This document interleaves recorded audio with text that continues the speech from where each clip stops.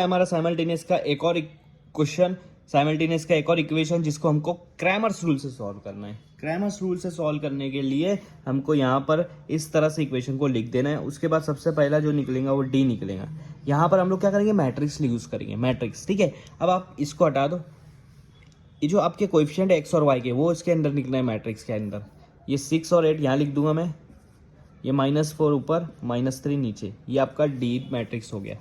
इन दोनों को सबसे पहले मल्टीप्लाई कर दो, 6 को और -3 को, बीच में माइनस लगाना है, ये फॉर्मूला है। हाँ, अब ब्रैकेट लो और इन दोनों को मल्टीप्लाई करो, -4 और 8, -4 और 8, इन दोनों को मल्टीप्लाई करो।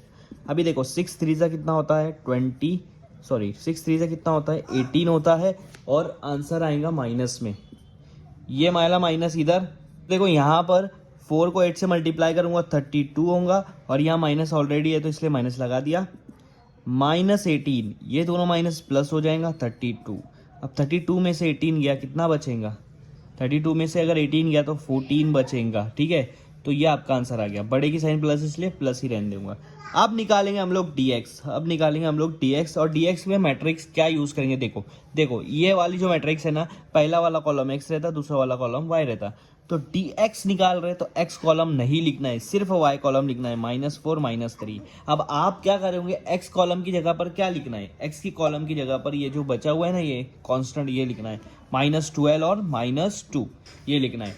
अब इन दोनों को पहले मल्टीप्लाई कर लेंगे, -12 को -3 के साथ, फिर उसमें माइनस लगाऊंगा, ब्रैकेट, -4 को -2 के साथ मल्टीप्लाई कर देंगे। ठीक है, 12 3 से कितना हो रहा है 36, और माइनस माइनस प्लस हो जाएगा, ये वाला माइनस, 4 2 से कितना होगा 8, माइनस माइनस प्लस हो जाएगा। 36 में से अगर 8 गया तो कितना बचेगा 28 बच रहा है। तो ये आपका निकल गया है dx।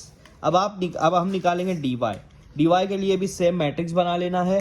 ये जो ऊपर वाला x और y है, तो अब dy निकाल रहे इसलिए y नहीं लिखेंगे, सिर्फ x लिखेंगे, 6 और 8। तो y की जगह पर क्या लिखेंगे, ये वाला कांस्टेंट, -12 और -2। फिर इन दोनों को मल्टीप्लाई कर देते, 6 को -2 के साथ, ये पहले यही मल्टीप्लाई होगा, याद रखना। -12 को 8 के साथ मल्टीप्लाई करेंगे, -12 मल्टीप्लाई बाय 8। 6 2 सा कितना होता है 12, और माइनस इसलिए -12, ये माइनस आपका फॉर्मूले का। 12 8 सा कितना होता है 96, और यहाँ पर माइनस है। अब देखो -12 माइनस माइनस होता है प्लस, 96 में से अगर मैंने 12 माइनस कर दिया तो मेरा आंसर आएगा 84।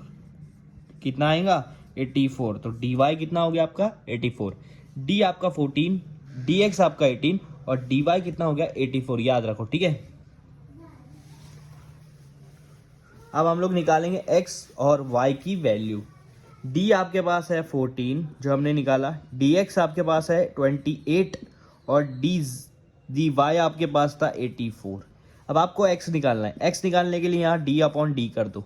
ठीक है, अब x निकालना है इसलिए ऊपर x लिख दो, तो dx/d हो जाएगा। dx आपके पास 28 है, d आपके पास कितना है 14, इन दोनों को डिवाइड करो, आंसर आएगा 2। ठीक है, x की वैल्यू कितनी हो गई 2, ये x की वैल्यू निकल गई। अब y की वैल्यू निकालने के लिए d/d करो, y है इसलिए यहाँ पर y लगा देंगे, तो dy/d हो जाएगा। dy की वैल्यू कितनी है 84, d की वैल्यू कितनी है 14 के टेबल में 84 कब आता है 6 पर आता है, तो y की वैल्यू कितनी हो गई 6। तो ये आपका निकल गया x = 2 और y = 6।